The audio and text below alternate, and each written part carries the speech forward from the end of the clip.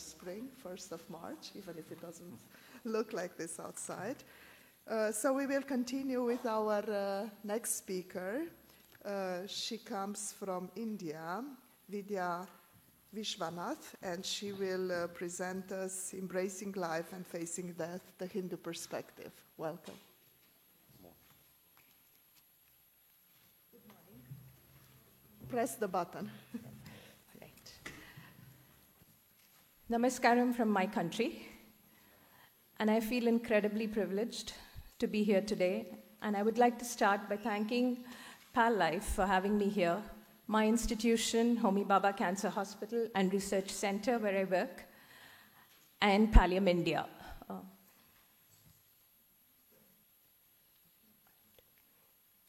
Where I come from. At the moment, I'm also grateful that I managed to make it here in my 6 layers and my 6 yards of my sari to the podium today. And I also feel very grateful because I stand here representing one of the oldest known religions to humankind and one of the most humane approaches in medicine, which is palliative care. I would also like to say that as a palliative care physician, I have a long way to go.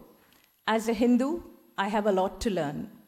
All I'm going to do over the next few minutes is talk you through my journey in palliative care as I talk to my patient every day. Part of this journey is preparing my own self, initiating the conversation, talking to my patient, helping them make decisions, working towards bereavement care, end-of-life care, hospice care, and of course, self-care. What is it that's different in a patient that we see in palliative care? These patients are usually at the crossroads. They are in severe distress, and at any point in time, our role is to make them smile through these tears. Evidence-based medicine is great, but I really need to lean upon some principles which come from my Hindu values and philosophy and little stories that I have grown up with. That is all which will be the content of my talk today. In the journey with a patient facing grief and loss, what is our role? Our role is to ease transitions. It is to keep hope alive in the face of despair, and it is to maintain the delicate balance between holding on and letting go. Embracing life, facing death is about these transitions and confronting the circle of life. From the patient's perspective, it means finding some sense of tranquility in the severe turmoil that they're going through. The caregiver has their own sense of distress. They have to go through a normal life. They live with anticipatory grief and even guilt at times. And here I am as a palliative care physician trying to work my way through all of these trajectories. So where do I draw my own energy from? This is Lord Shiva, as we know in Hindu culture. And this is a posture which comes from the divine dance or the Tandavam. This dance demonstrates the cycle of life. It transitions between the gentle to the violent, and it transitions through birth, through death. And in all of this, in between the harmony, in between everything, the Lord maintains pulsating energy with perfect balance. And this is the posture which we call as Lord Nataraja in Hinduism. And this is the posture from where I like to draw my energy, to maintain that balance and find my own equipoise as I initiate the conversation with my patient. Starting the conversation, what is the goal in any palliative care conversation? The first goal is, what can we do for you today? How can we improve your life today? What is the suffering that I can take away from you today? And that is always our goal as palliative care physicians. And this is where I can draw from the Bhagavad Gita, which is the divine song. And what does the Bhagavad Gita say? It says, do not weep for the past, do not worry about the future, think of the present and live in the present. And so this is where I start by initiating the conversation with my patient. Saying this is probably the easiest thing to do, but all of us know how difficult it is to practice that. And again, it is the Bhagavad Gita which comes to my rescue. Because the Bhagavad Gita is the epitome of one of the most powerful communications in the world. This Bhagavad Gita is set in the battlefield. It is when the warrior loses courage to raise his arms and go into battle. And that is where Lord Krishna, who is the prime mover of the Bhagavad Gita, comes in. He is a charioteer to the warrior. He does not pick up a weapon. All he does is listen to Arjuna and talk him through that entire crisis. So this is exactly what the palliative care approach tells us. It tells us ask, tell, and ask in communication. It tells us to listen. It tells us to empathize. And so this is exactly what I try to do with my patient as I am talking through to the patient and helping them make their decisions. I cannot make it for them, but I need to help them make these decisions. Having said that, decision-making in palliative care itself is difficult. It is very difficult for the patient. And coming from the Indian scenario, we have what we call as collective autonomy. So it makes it doubly difficult for the patient. But it's also difficult for us as physicians, because every single decision I make, what is the question that I ask myself? I would like to ask myself, am I doing right? Am I not doing harm? That is the first thing I need to ask myself. And there are many times when patients tell us they refuse opioids. They say we want to bear pain. Probably it's punishment, so let it go away. There are patients who say, I will believe only in rituals. I'm not going to take medications. So that is where we need to be both gentle and firm in managing between beneficence and autonomy. So these dilemmas are always there with us. And again, it is the Gita which comes to my rescue. What does the Bhagavad Gita tell me? It says that it is the intention behind the action which is paramount. I am here to do my duty. That is what a karma yogi does. He does his duty. I am here, so as a palliative care physician, what am I here for? I am here to ease suffering. I understand that the outcome could be death. I understand that there is no cure. But my duty is to relieve you of the suffering. And that's exactly what the Gita says, that it is the intention behind the action which is paramount. At the same time, inaction is not an option. Like we heard yesterday, palilalia, paliphobia, all these things could be like inaction.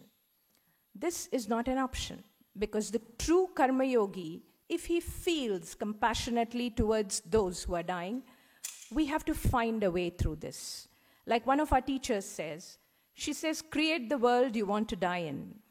So feeling compassionate is good, but we have to translate that thought into action. And just like what Dr. Robert Wycross says, it is the anger and compassion which is the catalyst for change. And that is what is going to spread palliative care around. So yes, we have to be compassionate, but we also have to be angry. We have to work towards creating the change that we wish to see. It is nice to be angry. Anger can be a catalyst. But when we talk about integration, when we talk about integrating with various other multidisciplinary teams, the way to move forward is to build bridges. And for this, we need the wisdom to discern, we need a keen sense of judgment, and most importantly, we need perseverance. And this is where there are plenty of times I get disheartened. It's a tough path. And that is where I look to my Lord Hanuman, who is one of the gods in whose stories we have grown up with since childhood. And he is part of the epic, which is called the Ramayana, if any of you have heard about it. So this is where I look to for my own faith.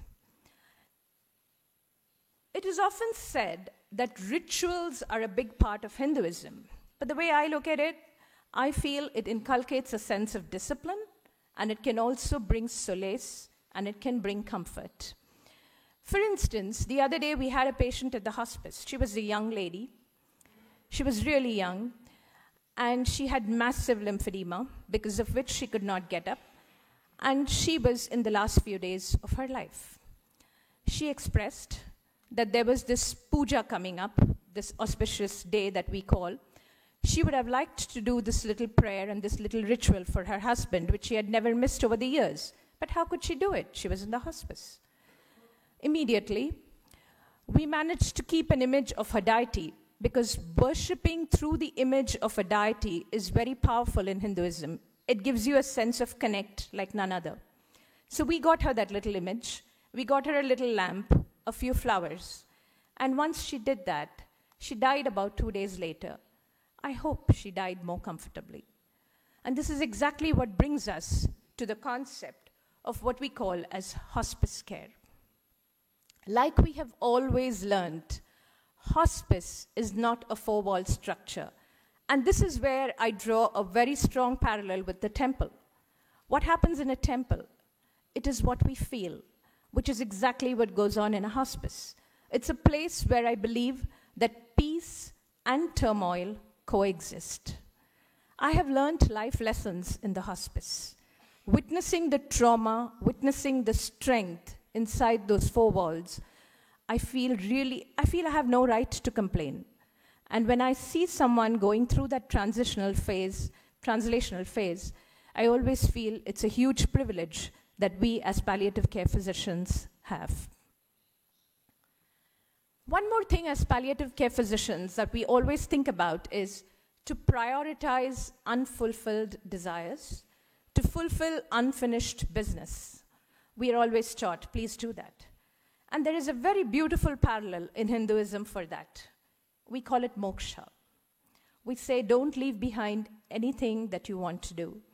So even as Hindus, towards the end, many a times family members would like to know what their loved ones want, what they want to be fulfilled. And like what we say, when life ends and desire remains, we call it death. But when desire ends and life remains, we call it moksha. So this is the concept. And this is what every Hindu would like to achieve, to break off from that cycle of life and death. There are also some scriptures that we read towards end of life. In fact, one of the oldest treatises that we have towards end of life is called Srimad Bhagavatam. There's a very nice story behind this. There was a king who was cursed, and he was given 7 days to live. And in these 7 days, he did not flee away. He did not fear death. But this scripture was read out to him, and that gave him moksha. So it's strongly believed among Hindus that reading this and being a part of this listening process is one more way of achieving moksha. And as many of you would know, going to Benares, being cremated near the Ganga, these are all ways that one can achieve liberation from this cycle of life and death. Many a times we meet our patients and caregivers. They stoically face death. They have gone through the grief cycle. They have come to this acceptance. How do they do it? Many of them believe that the soul is permanent. The body is a gift from God. And like we change our clothes, this soul has now left this body and has now evolved. And this gives them a lot of comfort.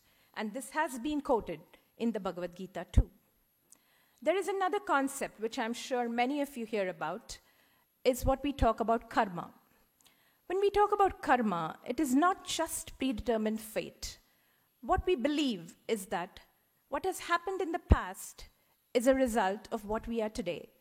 But what is more important is we have it within us to change the future.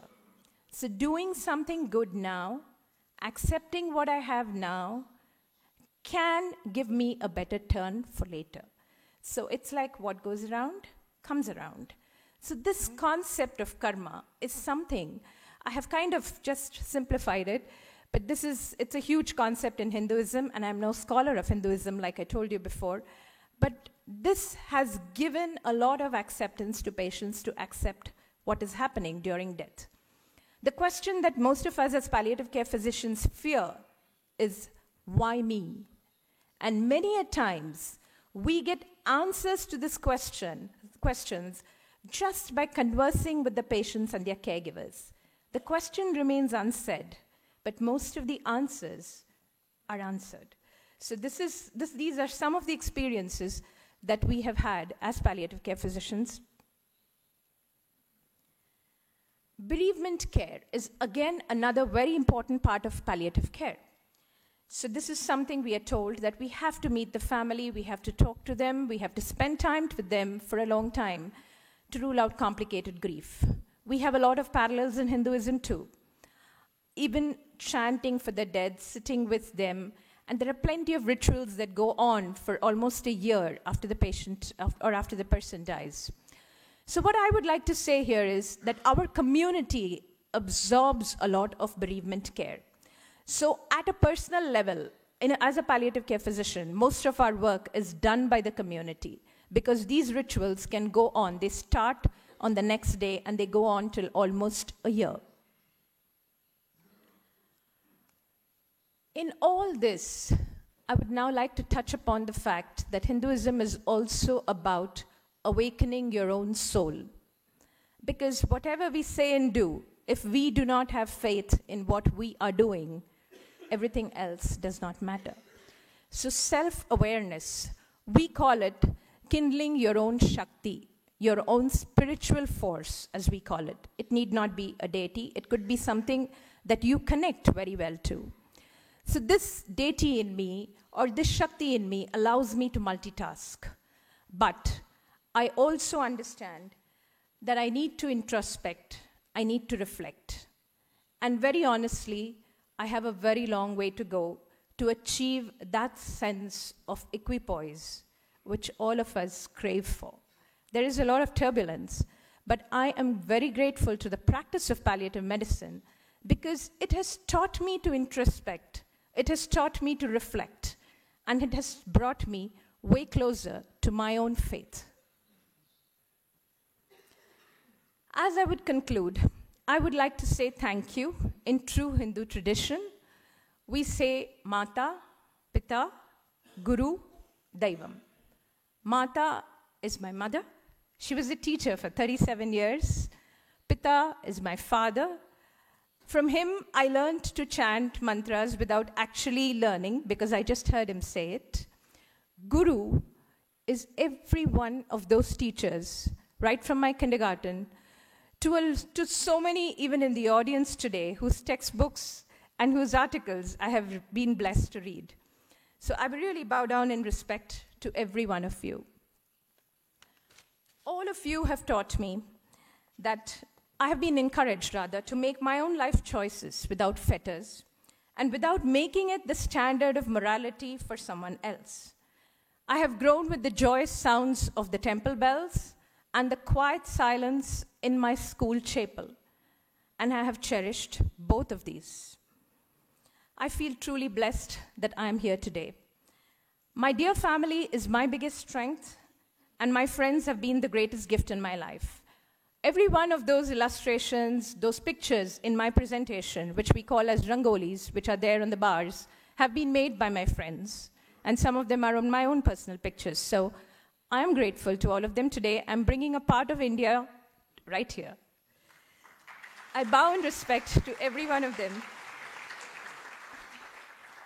And at the very end, I would like to thank every one of my patients and caregivers, from whom I have received way more than I have given.